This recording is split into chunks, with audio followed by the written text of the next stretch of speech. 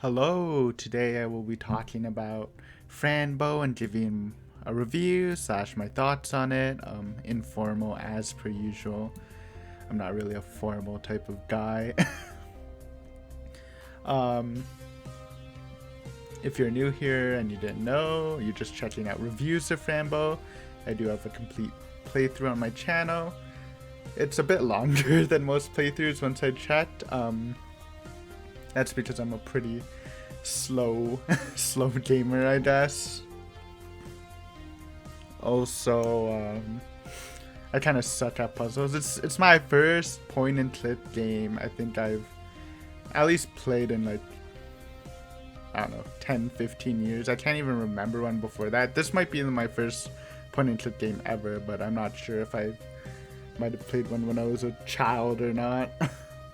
But it was great. I think out of the 5 horror games we've done on the channel, this is probably ranked second, below Eve, but above everything else. I think there's a lot to like about it.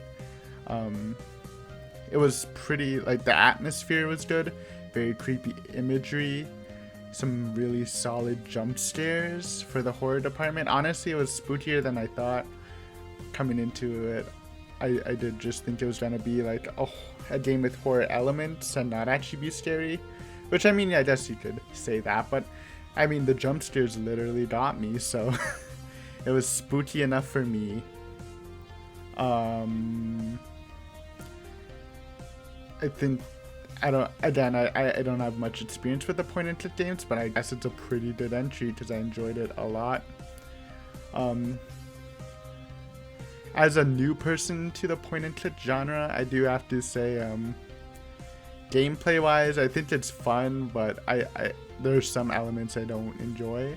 I don't know how it changes from point and click game to like another one, but I think the most annoying part is when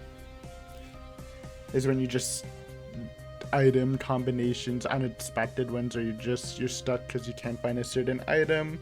Obviously these are personal things apparently, but I've learned that I'm not very good at spotting things. If you watch the playthrough, I literally take like at least one hint every chapter. Some are justified, some are not. Like the very first like math puzzle at the end of chapter 1, I took a hint on that. That's probably still my most regrettable hint because of how simple it is. Kind of highlights how I tend to overlook stuff. Second chapter, I think there was like finding an item that blended really well. Like I was just missing an item the whole time, so eventually I got tired and it was just blending in. Those hints I feel less bad about because honestly, like, it's not like logical hints, you just don't see something. Our Thirsta was definitely the area where like I struggled a lot. It's like twice as long as it took me for the other chapters. Lots of hints throughout it. I don't know what was about Thirsta, but I was just struggling. Chapter 4, the bottles.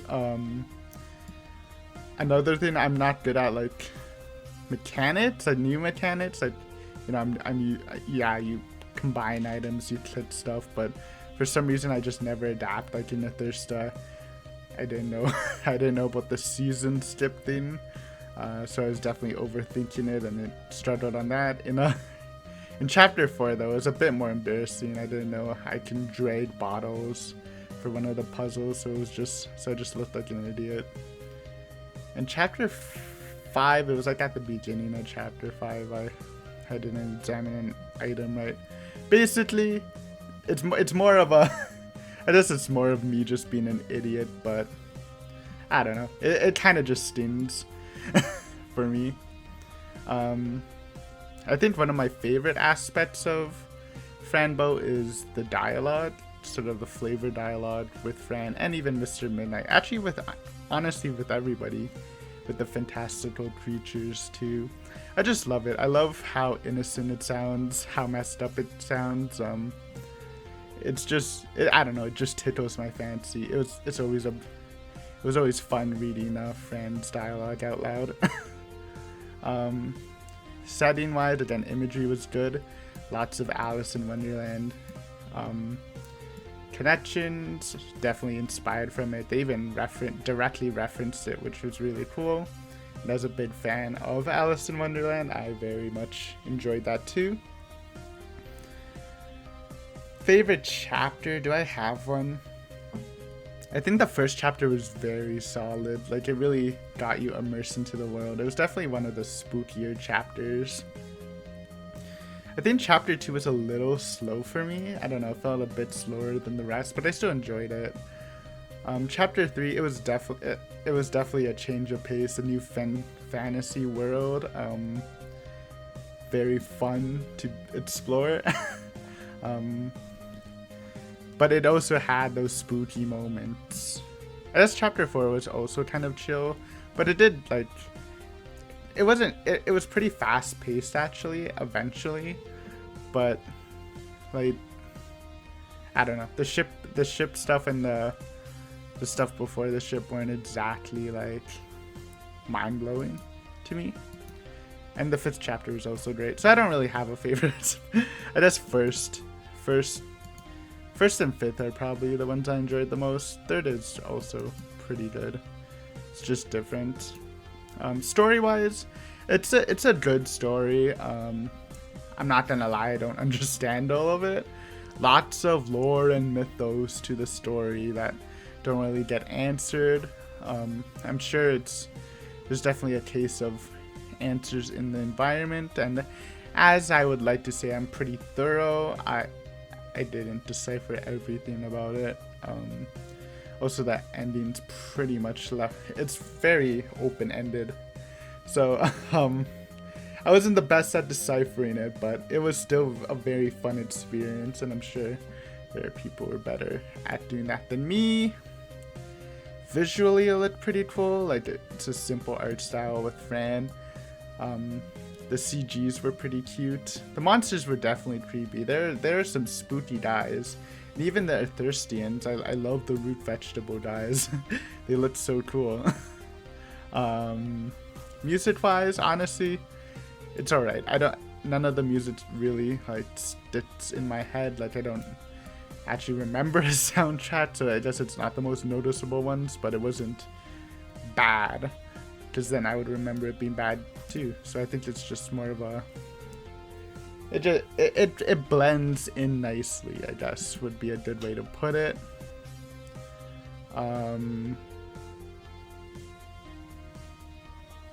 Anything else, Aiden?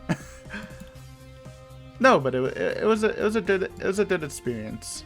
Again, sometimes it made me feel dumb, maybe because I am dumb. But I thoroughly enjoyed it. I mean, like I said, I'm putting it number 2 in the 5 horror games I've played. And I'm excited to check more point and clicks and see how they compare to Fran Bow, because it's a very well-received game. It's definitely setting the bar high.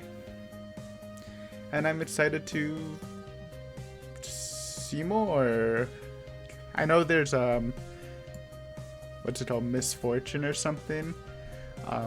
That could be fun in the future.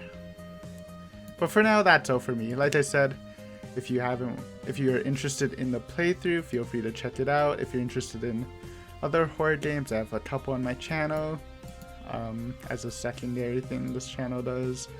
But yeah, just short and sweet. Really good experience. Never was really bored with it. The slight frustration is also partially my fault, partially just bad or getting used to the point and click stuff, and who knows, I'll take this experience as a positive, and when I play another point and click game in the future, I'll learn from this, and who knows, maybe I'll just pilot it perfectly. And I mean, when I do pilot well through levels, it gives you the ultimate feel. Like, you're always taking hints. Well, not always, but like when you go through a lot without taking a hint, like most of chapter 4, most of chapter 5 afterwards, it does give you sort of a high, like, damn, I am amazing at this game. But yeah, great experience, would recommend. I'm sure you've probably played it. And yeah, happy to have played it. Luckily, we got it in RNG because I choose my horror games through a wheel spin. So it was a good roll. But yeah, thanks for listening to this mini video. And yeah, Fran Bow was a great experience. And I hope for many more in the future, especially for point and clickers. Anyways, thanks for watching, and hopefully I'll see you some other time. Bye.